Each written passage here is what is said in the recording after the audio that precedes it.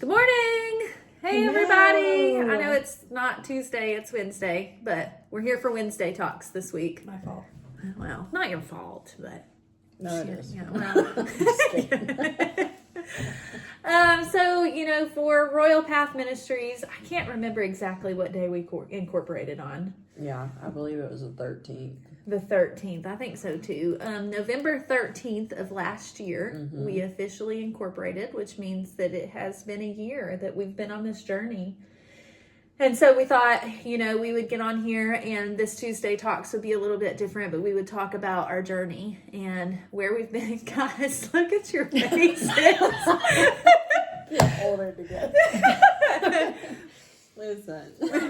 Where we've been at in the last year, the ups, the downs, the highs, the lows, the funks, the joys, all of the things. I remember in the beginning just having absolutely no idea what we were doing. Yeah. No clue what we were doing. Just like, I guess the first thing we need to do is get our 501c3, and calling around to people. And I am the one that in the beginning thought that at this point we would have people in transition already.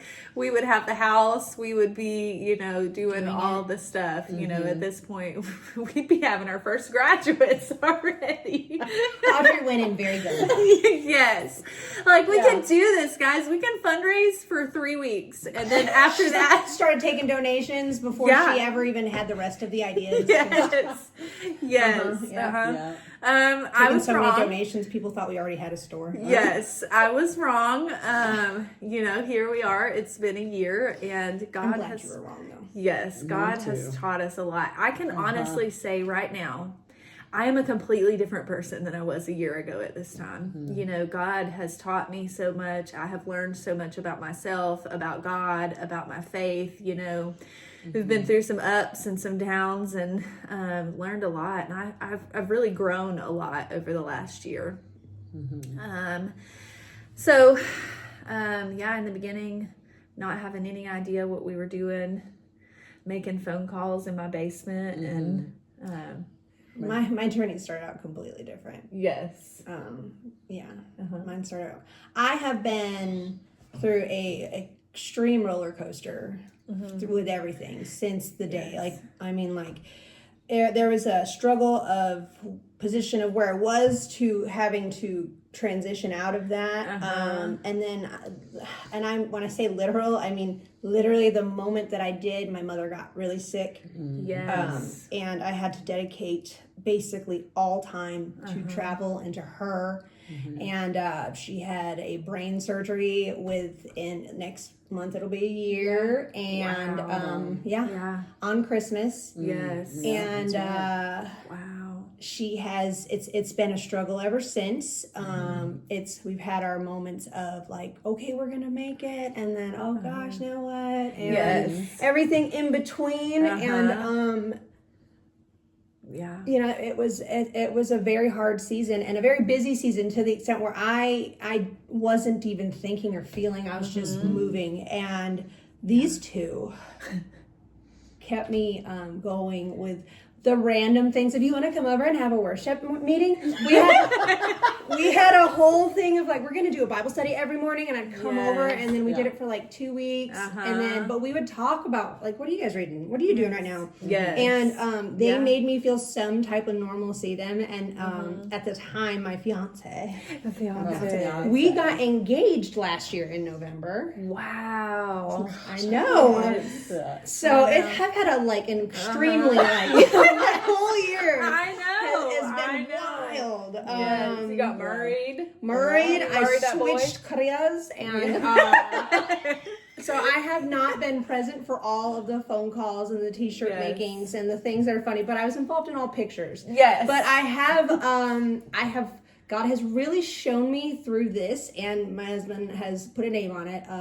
that I have, you know, there's this thing where you're like, what is my purpose, God? What am I supposed to do? Who am I? What's happening? And that happens for a while, and you can't seek it out yourself because you'll choose something and place it on yourself, right? Because that's what the world does and has taught us. Yes. And it's taken me a while, and I'm still growing into it, but I am the bridge. You are the bridge. I am the bridge. I'm the one who connects people to people all over the place and everywhere. And so that's I'm learning how to use that. And through all of this, even taking care of my mom, I had to do that. Finding doctors and finding hospitals and finding this and changing insurance and figuring this out and that out and this and over here and and these guys have encouraged me so much through everything. Yeah, it's so funny, like how God is preparing you for what you're going to be stepping into, but you don't even realize it in the moment, you know? Yeah. And he definitely, you know, I had the abilities and the what's the word I'm looking for? It's too early right now. I had the experience with dealing with people's situations and being busy and having things to do and meetings and things all that. But it was a totally different experience, and he's prepped me in a different way. And because life doesn't stop. It does. Gosh, I wish it would sometimes. Can we just say, like, hit the pause button for a second? Yes. Yeah, but it doesn't stop. I remember in the beginning, one of my friends reaching out to me, one of my really good friends, I really trust her, and she said, you know, I'm praying for you as you guys are stepping out in faith and starting this ministry. She said the spiritual warfare is going to begin. The enemy's going to come after you because he doesn't want you to do something like this. And man, that has held true for the last year, you know. The further we get, the worse it is. And honestly, right now is the biggest pause we've had because we are actually far enough now where we are like, okay, so we're putting in proposals and we're doing these, and now we're just playing that little waiting and trusting God. And right now, it's the hardest. In that trust, I feel like the enemy is there's spiritual warfare. From top to bottom, all the way and around. not just us, but our families, our homes, like our friends. It's just everywhere right children. now. Yes, our children, the whole thing, you know. And I also believe that with the times right now, it is just heavy on all followers of Christ. Yeah, it really is, you know, but learning in that, how to stand, you know, how to speak the truth and how to rely on my friends. Because, you know, it was one day this morning I was like, I'm so deep in it, I don't even know where the way out it is anymore, you know, but I have my friends who are like, okay, here's the truth. Let's stand on it. Let me pray for you. You know, let me get you out and do something. Let me drive you to Hot Springs, North Carolina. Let me, you know, just go out and do something. And it's been such a blessing, and just, you know, learning how to just sit quietly before the Lord and just say, I have zero control. I have zero answers. I have zero anything. But just trusting the Lord in that. And that's probably one of the most vulnerable places that I've been in for the last year is like, I don't, you know, someone asked us one day, they were like, well, how do you guys get your donations? I have no clue. Okay, well, how do you get into these meetings? I have no clue. Well, how did you do this? I don't know. We showed up here and somehow we wound up at 3 other places. Yes, we trusted God. And God, I remember in the very beginning, he said, I will put you in front of who you need to be in front of when you need to be in front of them. And he has, you know, every step of the way. He has put us right in front of people and crossed paths with people and put us in meetings and connected us with things. And I think that's one of the reasons why when things are quiet, even when I get a little flustered inside, I'm like, well, yeah, it's okay. It's okay. It's okay. You know, God's got this. Yes. It's like the seasons changing, really. You know, the trees lose their leaves. They're not dead, but they're bare, and no matter what, they're going to grow. Like they're going to be full again. Yes. So there's just that we're just in seasons right now. In seasons. Always in seasons. I think one of the things I would really love to talk about without mentioning names and getting into anything is over the last year, it is ridiculous how many people have been like, hey, we'll fund your entire ministry if you'll do this. Hey, we'll give you this if you'll do this. And how many opportunities we've had to take shortcuts and to go around a different way and to not stand on what we believe in and to not stand firm. And we would have had the whole world promised to us, you know?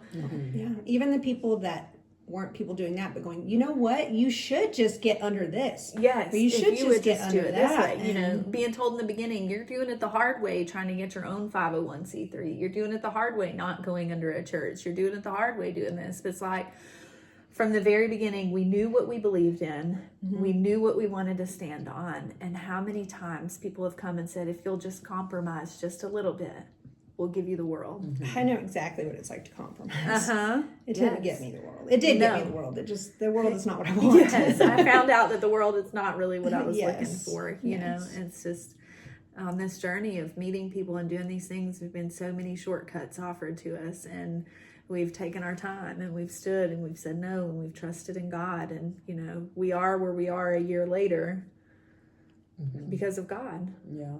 And even when we didn't know where to step, like we took that time to pray to him and just ask him, you know, to where to lead us to, and he does every time. Yeah. You know, he shows us every time. Yeah. And it's just like in this I'd call it a stagnant season. Yes. Just standing still and waiting. He's going to show us next, and he will, and he'll take, you know, it's just in the moment and the hard times right now, all the enemy coming at all of us, all of our family, and not just us and our children, but our extended family, like our moms. You know, things like that. So it's definitely a hard season. It's definitely, this year, like you said, has been probably one of the hardest years so far, but it's been so good because I've seen God's evidence and him working, and it's only by him. And that's what I love about it. It's only by him and only by his hand that we see these things working, and how powerful that is. You know, it's not by us and by our might and what we do and how we do it, and you know, yes, being obedient to him, but you know, I can look back and just see even these times coming up, we're like, oh, what are we gonna do, and a whole scramble, and then God gives us it, and then we're like, oh, okay, okay, and then the evidence of looking back at him, just like, here, you know, here's this, here, I'm placing this here, you know, and giving us that the heart to and the desire to trust him, the endurance and all this, and so. I remember in the very beginning we had the goal of, what was it, $4,000 to be able to pay these attorneys and to be able to get this stuff done, and it was like, how are we ever going to come up with $4,000? And God just brought it in, like within a couple weeks, you know, like it was there, and we were like, okay, all right, you know, like all right, we got it. And so we were able to do that and move on to the next step. And it's like, okay, what do we do now? We had our little bake sale. It's the worst. We are not bake sale people. That was horrible. The baked goods were good, though. They were good. Yes, the baked goods were good. Yes. And we make very good baked goods, but it was baking baked goods. It was baking a large number of them. It's just... We're like, bake sale's not the way we're going to go forward. But coming out of that, it's like, okay, you know, we had a good sale. We got a little bit of money, you know, like. Yeah.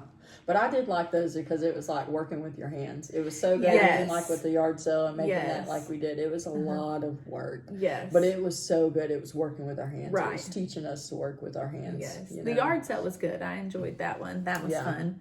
And then we had our banquet, you know, all these different things we've done for fundraisers. The banquet was...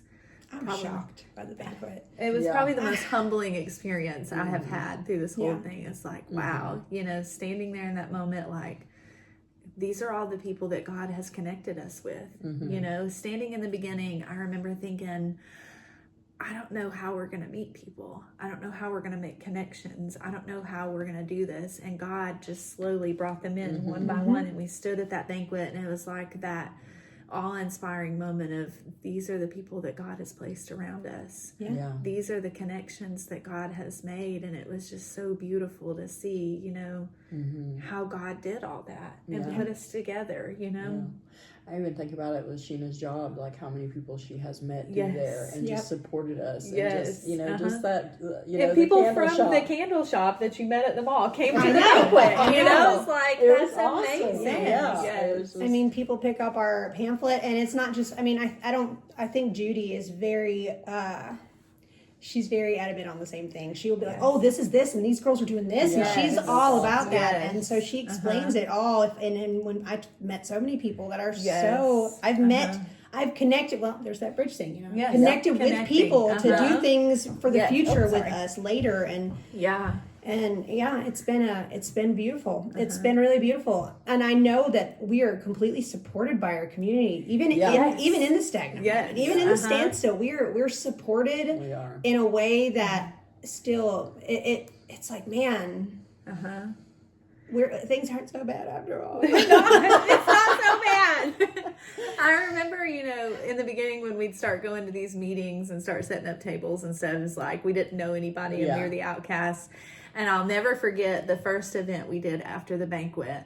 And we were walking around and there's, tents and tables set up all around us. And everybody was like, "How did your banquet go? We heard you guys hit your goal for startup costs. We're so proud of you guys. We're so excited." And it was like, wow, we have this community now. We got our name out there. We're known, and people call us for beds, and we don't have that yet. And it's like, I'm sorry, but people are they're ready for us. How many times we've heard, as soon as you guys open, you will be full. Yes, as soon as you guys open, you'll be full. And just making connections of everybody from the top all the way. You remember going to meet the mayor? Oh, that was so exciting.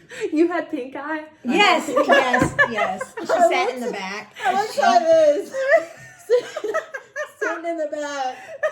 I was like, he totally thinks we brought somebody high here. She's our first, Oh my gosh. He just sat in the back the whole time like this. He's like, "So what'd you guys come in here for?" We're like, "I don't know. Let's just talk for a while. What happened? I don't know. What do you think? Why don't you tell us?" But it was good though. It was good. It was really good. By the end of it, it was like, wow, we thought we were doing big things in the moment, Oh my goodness. And the people that have been supportive to us along the way and really helped us and mentored us in this journey. God has helped us and has put all these connections. But he's also put people in our lives that have prayed for us unceasingly, that have called us and said, "You guys need to be here. You guys need to do this. Have you guys tried that?" That have supported us out in the community. When other people in the community are like, "Who are these random 3 girls and what are they about?" We have people out there that are like, they know their stuff. They're really doing this, and it's a really awesome moment, And a lot of these people have watched us from before, and they know where our hearts are. Yes. They know what we stand for, and they know what we are wanting to do, and the things that where we want to see other people get to. So and I can't tell you how many times also the other side of it that I have said, "You know what, I don't know if this is what I'm supposed to be doing." How many times I have questioned if this is where we're supposed to be doing what we're supposed to be walking, but the evidence is there of God just blessing it. So and he shows me every time, but I have had those questions and those doubts and things of what we're supposed to be doing, and if we're supposed to be doing this, if I'm even how many times have I said, "I'm just gonna go get a job"? I'm just done. I have those moments where I don't know if I'm good enough to do this. I don't know if I can carry out what am I going to outreach to? I don't understand how I'm going to do this, but and then like you said, that's how God will show me with I remember the smallest things very clearly hearing in my head over and over again, "Who do you think you are? Who do you think you are to be out here doing this? Who do you think you are to be trying to do something like this?" I mean, I really struggled with it in the beginning of like, I don't know what I'm doing. I don't know why I'm out here doing this. I'm just trusting God by faith. But God has shown me time and time again, like, this is where you're supposed to be.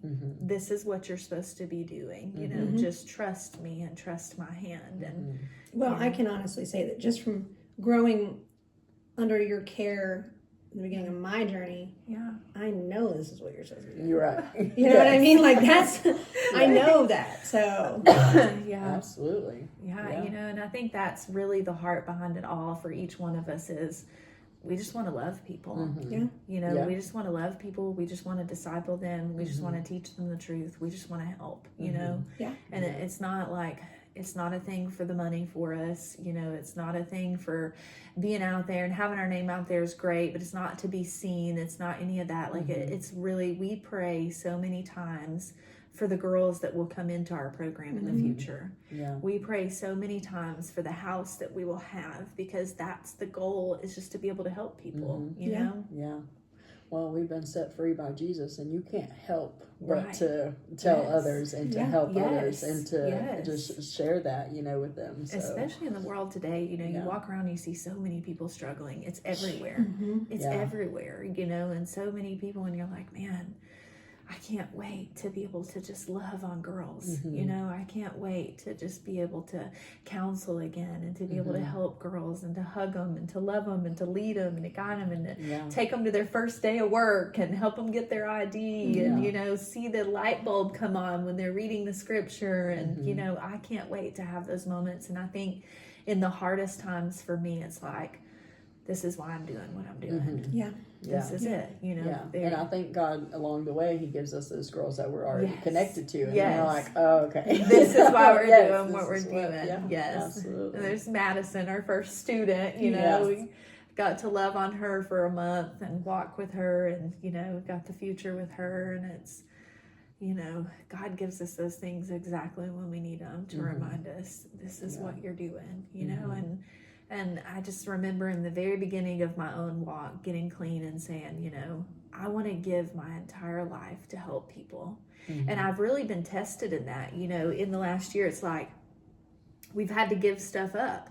You know, we've had to sell things that were important to us. We've had to give up time with our family to DoorDash to make ends meet. You know, we've had to give up certain foods that we like to eat, and going out to eat and things. And it's like, each thing that I give up, it's like, are you really in this? You know what I mean? Are you really doing this? Is your heart really in the right place? Are you sure you want to give your life? You know, and each thing, it's like, honestly, I'd give up all of it to be able to help somebody, you know?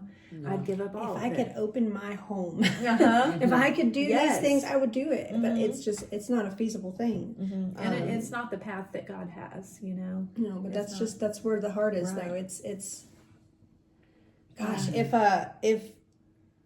it wasn't for somebody reaching out to me, even in the smallest ways, I wouldn't have paid any attention. Right. I would probably be dead, you know. Yes. So, and that's the thing, like, it's we help people so that they can find freedom and they can walk it out, and then they can turn around and show somebody else. Yes. And then the same thing occurs.